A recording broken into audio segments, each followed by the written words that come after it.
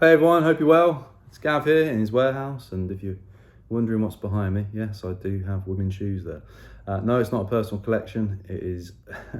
I see it as an item to sell. So I buy things in bulk and I sell them off individually online. It's something I've been doing for years. Look at what's trending, what opportunities are there, and I just buy and sell stuff. So I sell things on different platforms, eBay and whatnot.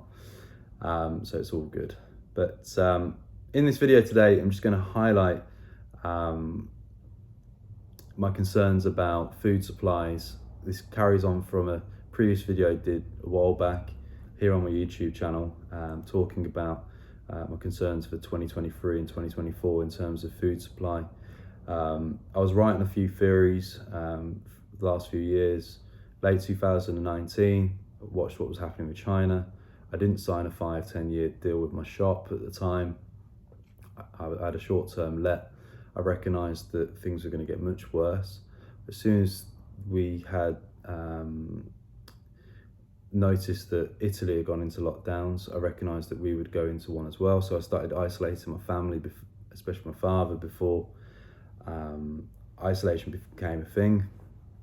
I also identified with vitamin C, vitamin D, health foods and whatever else have you. And I also studied into previous pandemics as well. And I started investing into second-hand gym equipment before the UK went into lockdown. I knew that all the hardcore gym goers, if the gyms were closed, they'd want to train more so from home. And having been involved in the home gym equipment market for many years, I recognised that a trend potentially to occur there. So if you're on Facebook, if you ever want to see what I'm selling online, follow my group, GT Home Gym Equipment. I set it up during the pandemic and it went really well. It was really busy. Then I went into manufacturing and I felt inflation. I remember one month my bills went up 40%, and then another month later my bills went up 40% again. And next minute I knew steel price had gone from about £800 a tonne to almost £3,000 a tonne. And it got to the point where at the end of the third lockdown, I recognised that steel was too expensive, energy costs were starting to go up, but also the demand had dropped. So I decided to walk away from that sector for a period, just to let dust settle. But then I became very observant of inflation, now cost of living crisis, as well as the likes of interest rates. And a few concerning factors I've got, especially for my fellow citizens here in the UK, is I've been studying history and global economics massively in recent years. I've always been a bit of a history geek. I've always been interested in business, but since the start of March 2020, I've probably listened to about 10,000 hours of macroeconomics, global geopolitical issues. I'm more observant of trends and what's happening. I'm probably very hyper aware of both my surroundings and also what's happening in the world today. What really concerns me more so now is two things for a lot of people is the cost of living crisis. I firmly believe is going to get worse before it gets better.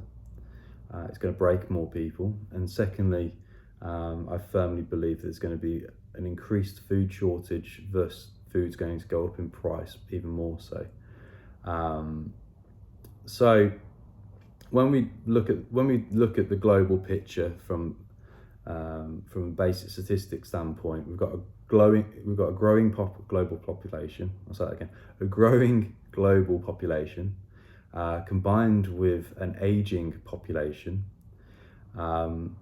We've also got the tensions in Russia and Ukraine, but when you look at the landmass of Ukraine, we look at the actual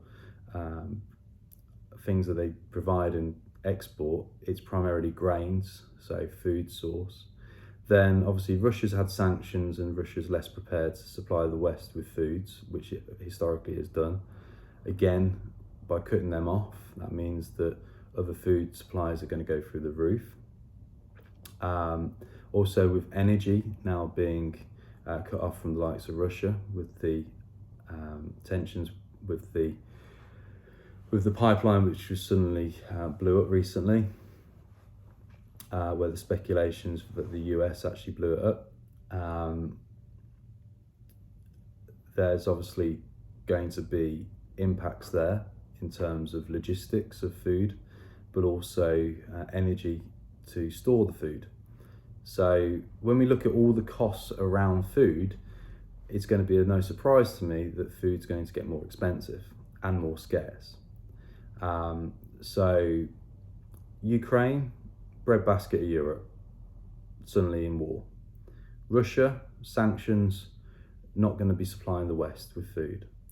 Then we've had all the tensions with the Dutch farmers. The government's trying to do a massive land grab tactic with them.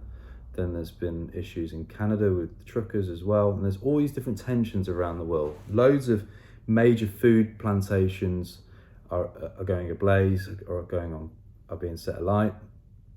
So I have to ask myself logically, well, that's a bit of a coincidence that that's all happening right now, tinfoil hat on. It could be for multiple reasons.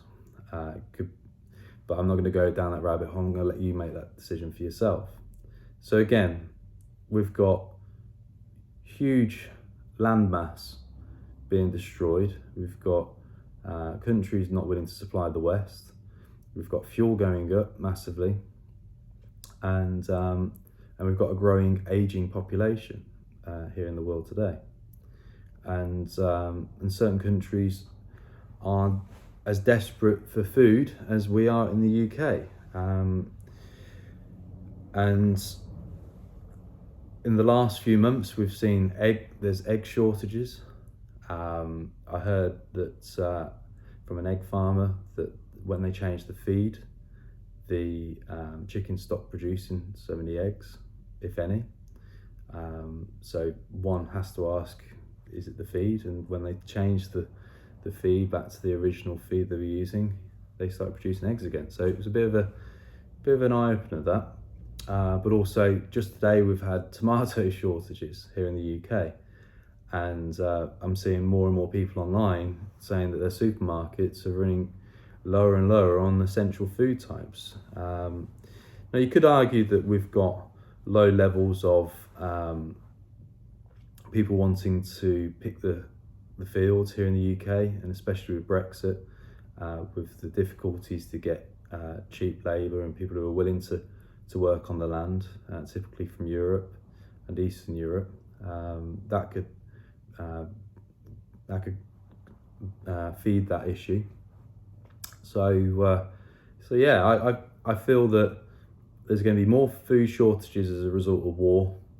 And also remember, we had the famines last year in India and in the Far East. So all these different tensions are going to contribute. So food manufacturing plants ablaze, farms on fire, famine, land grab from governments. All these different things are going to contribute to food supply shortages. But then also, if you look at things from a common sense perspective, if energy costs are going up, not just to the individual consumer, in many cases, a lot of these big corporations, they themselves, they can't get their energy capped with their suppliers. I've heard that some food manufacturing plants, their energy output's the same as it was a year ago, but their energy costs have doubled or trebled. Well, that cost needs to go somewhere. It's going to go to their customers, and then obviously the supermarkets are going to pass on the cost increase to us, the consumer. And some companies like Heinz, as an example, with their tomato ketchup, have announced recently they can't afford to put their prices up anymore because they fear that they won't have any business. So that's obviously an issue as well. And then for many companies, but then also you look at some of the tactics a lot of these companies are doing to retain business, and they're giving you less food for the same amount you were paying before. So it's a different way to make their produce as profitable. So what I mean by that is, if you've probably noticed on some items, you might have been buying a kilo of cereal as an example, and now suddenly you get 800 grams for more money in the same packaging.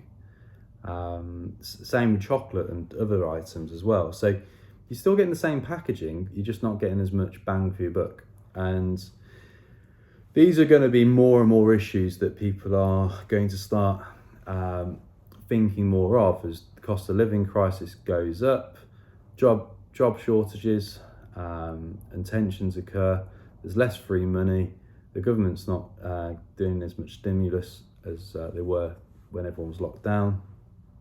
So you throw all these different variables in the mix, I feel it's going to get a lot harder before it gets better. So some easy ideas and some solutions for people to consider if they can.